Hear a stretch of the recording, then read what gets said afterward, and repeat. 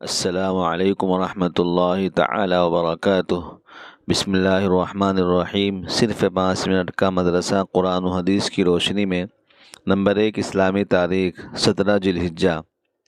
حضرت سلطان صلاح الدین ایوبی رحمۃ اللہ علیہ، جنہیں فاتح بیت المقدس کہا جاتا ہے، 6 صدی ہجری کے بڑے ہی نامور بادشاہ گزرے ہیں۔ والد کی طرف نسبت کرتے ہوئے انہیں ایوبی کہا جاتا ہے۔ ان کی پرورش ایک درمیانی درجے کے شریف خاندان میں سپاہی کی حیثیت سے ہوئی۔ بادشاہ بننے کے بعد انہوں نے اپنی پوری زندگی بڑی ہی مجاہدے اور صبر کے ساتھ گزاری۔ انہوں نے اپنی زندگی کا مقصد صرف ایک ہی بنا لیا تھا کہ دنیا میں اللہ کا نام کیسے بلند ہو۔ ان کے کارناموں میں سب سے بڑا کارنامہ یہ ہے کہ انہوں نے قبلہ اول یعنی بیت المقدس کو آزاد کرایا، جو تقریباً 90 سال سے عیسائیوں کے قبضے میں تھا۔ یہ وہی قبلہ اول ہے جہاں حضور اکرم صلی اللہ علیہ وآلہ وسلم نے انبیاء کرام کی امامت فرمائی تھی اور پھر وہاں سے آسمان کا سفر کیا تھا۔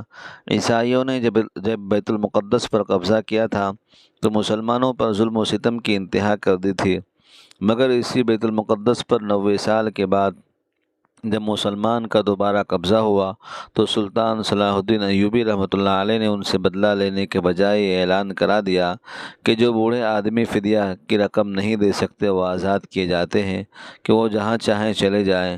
اس کے بعد صبح سے شام تک وہ لوگ امن کے ساتھ شہر سے نکلتے رہے۔ اس کے ساتھ ساتھ ان کو بیت المقدس کی زیارت کی بھی عام اجازت دے دی۔ سلطان صلاح الدین کا یہ وہ احسان و کرم تھا جس کو عیسائی دنیا آج بھی نہیں بھلا سکتی۔ نمبر 2، اللہ کی قدرت۔ برفیلے پہاڑ۔ بعض اونچے علاقوں اور بلند پہاڑوں پر سرد موسم کی وجہ سے برف جم جاتے ہیں اور پہاڑوں کی چوٹی برف سے ڈھک جاتی ہے، جبکہ زمین کی سطح سے بلند اور سورج کے قریب ہونے کی وجہ سے سخت گرم ہونی چاہیے تھی اور پانی بھی ٹھنڈا ہونے کے بجائے گرم ہونا چاہیے، لیکن اس کے باوجود پہاڑوں پر سخت برف جمی رہتی ہے اور سرد ماحول رہتا ہے۔ یہی نہیں بلکہ جتنا اوپر جائے اور زیادہ سردی محسوس ہوگی۔ ان پہاڑوں کی چوٹیوں پر برف کا جمانا اور سرد ماحول کا بنانا اللہ کی کتنی عظیم قدرت ہے۔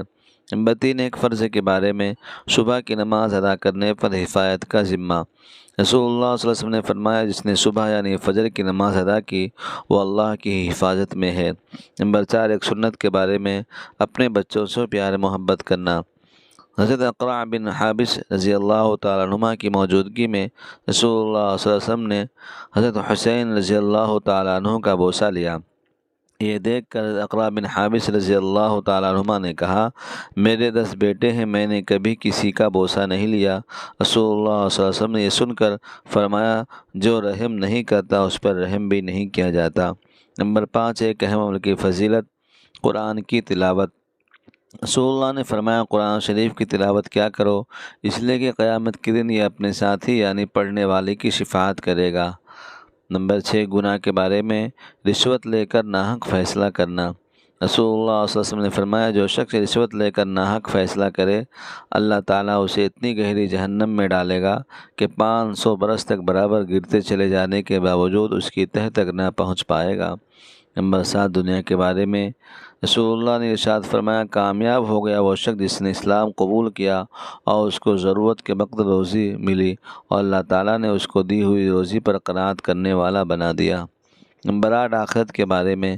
قرآن میں اللہ تعالیٰ فرماتا ہے، یقیناً نیک لوگ آرام میں ہوں گے، مسحریوں پر بیٹھے ہوئے نظارے کر رہے ہوں گے، تم ان کے چہروں سے جنت کے عیش و آرام کا اندازہ کر لو گے۔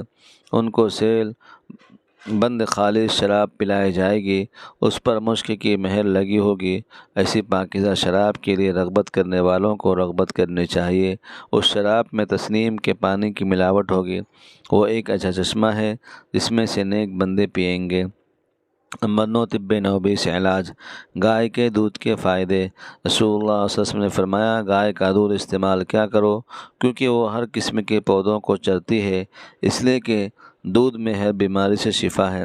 نمبر 10، قرآن کی نصیحت۔ قرآن میں اللہ تعالیٰ فرماتا ہے، کیا ایمان والوں کے لیے ابھی تک ایسا وقت نہیں آیا کہ ان کے دل اللہ کی نصیحت اور جو دین حق نازل ہوا ہے اس کے سامنے جھک جائیں اور وہ ان لوگوں کی طرح نہ ہو جائیں جو ان سے پہلے کتاب دی گئی تھی؟ یعنی وہ وقت آ چکا کہ مسلمانوں کے دل قرآن، اللہ کی یاد اور اس کے سچے دین کے سامنے جھک جائیں۔ اللہ تعالی ہم سب کو ان باتوں پر عمل کرتے ہوئے آگے پھیلانے کی اور روزانہ پابندی سے سننے کی توفیق عطا فرمائے۔ وما علینا الا البلاغ المبین۔